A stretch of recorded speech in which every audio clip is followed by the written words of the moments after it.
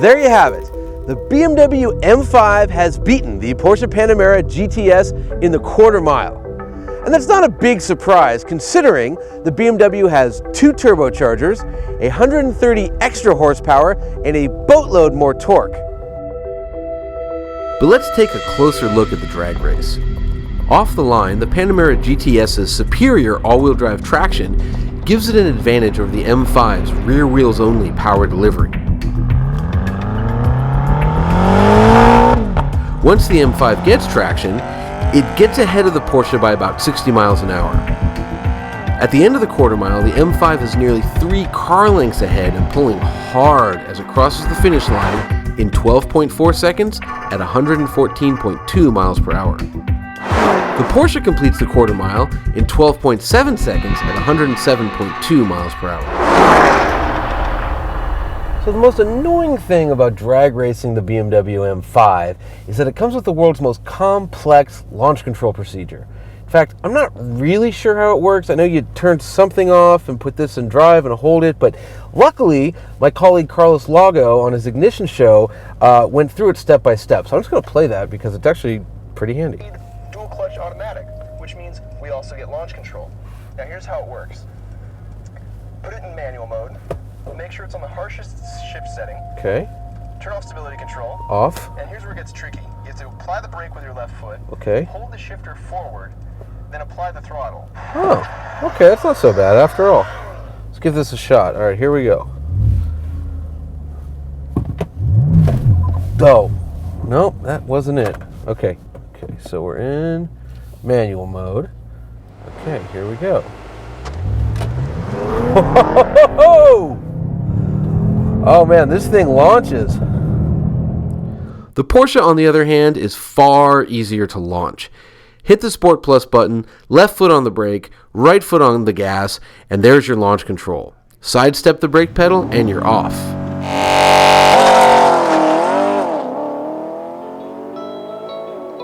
But of course, numbers are just part of the story, and in my mind, a small part. Driving is what these two mighty Germans are all about. So, we headed up to the twisty, depopulated, alpine-like roads near Big Bear Lake to see which super sedan is really the best. So now we're in the Porsche Panamera GTS. What is the GTS? Well, like all Porsche GTSs, it's the best of breed. It's the sportiest version of this car. Now it's true you could get a Panamera 4S and put a lot of the go fast options on it, but then you'd be at about $130,000 compared to the GTS's base price of $111,000, which is still an obscene amount of money. However, there's a couple features you get on the GTS that no matter how much money you spend on the 4S, you can't get. One of them is the PASM, and that's Porsche's acronym for the air suspension.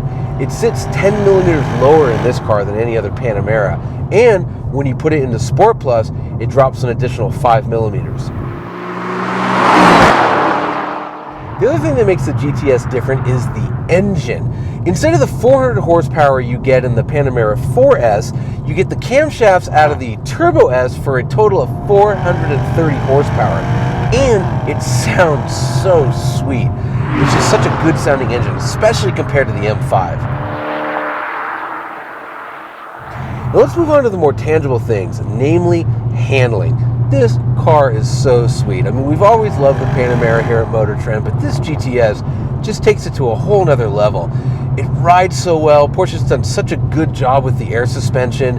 And then you've got the PDCC with PTV Plus, which is Porsche's insane way of saying it has active anti-roll bars and a torque vectoring rear end, which makes a humongous car like this not only easy to place where you want it, but fun. This car is actually fun to drive.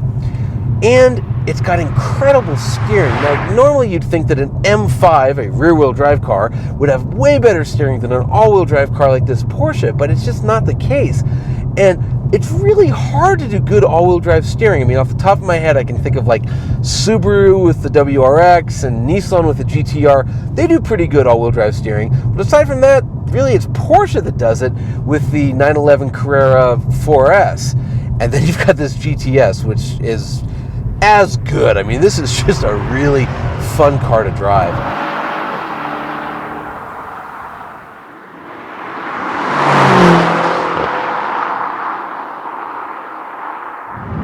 have noticed that our M5 here is the color of lava, which makes sense once you realize that its engine is a volcano.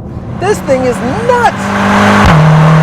I've driven slightly detuned versions of this motor, the S63 in the BMW X5M and X6M. And even those things, which are whales, move like bullets. In this car, it's just nuts. I mean, I can't tell you how often you look down thinking you're going about 60 and you're going 110.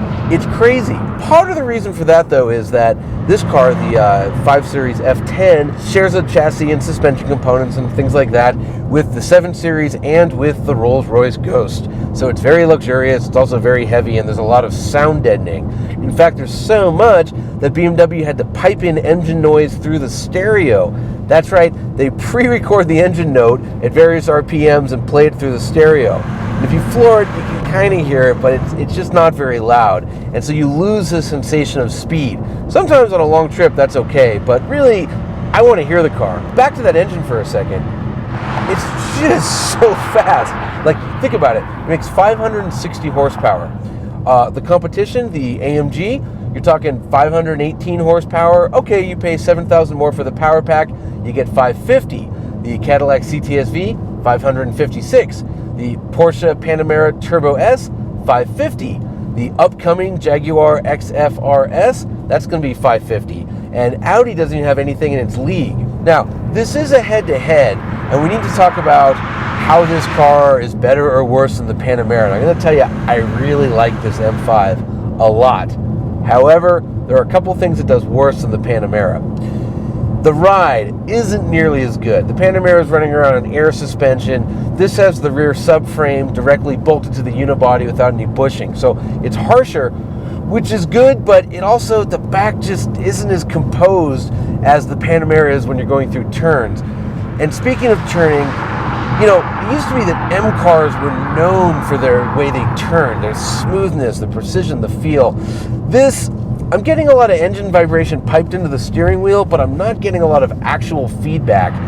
And not only that, the steering just, it isn't as good as I want it to be. Now, like everything else, it's adjustable. You get 3 modes, you get Sport Plus, and you get Comfort. Forget about Sport and Comfort. They're both sort of vague, with Comfort being really, really vague. Sport Plus is more accurate, but it's artificially heavy, which I'll take given the choice, but I wish there was like a perfect option, because there should be in an M car, and in this one there just simply isn't. But man, I really do like this thing, I gotta tell you.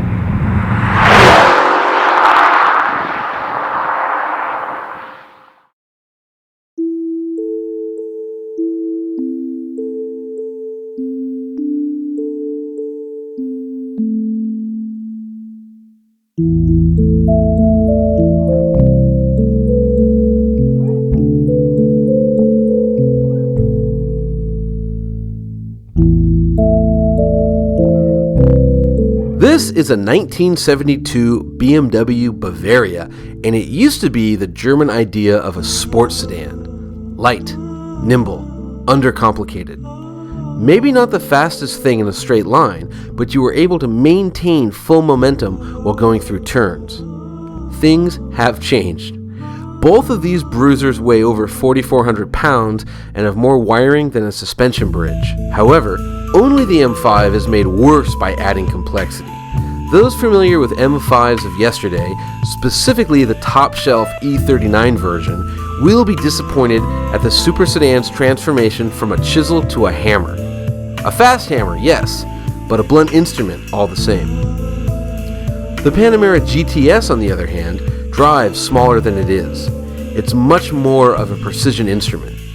While thirsty, its naturally aspirated engine had no trouble keeping up with the twin-turbo BMW, even at over 8,000 feet of elevation. And while it's not as outright quick on a drag strip, the Porsche gets out of the hole faster in the real world and will honestly win most stoplight-to-stoplight races. The BMW is rear-wheel drive, yet the all-wheel drive Porsche has better steering feel and is simply the better of the two cars to drive.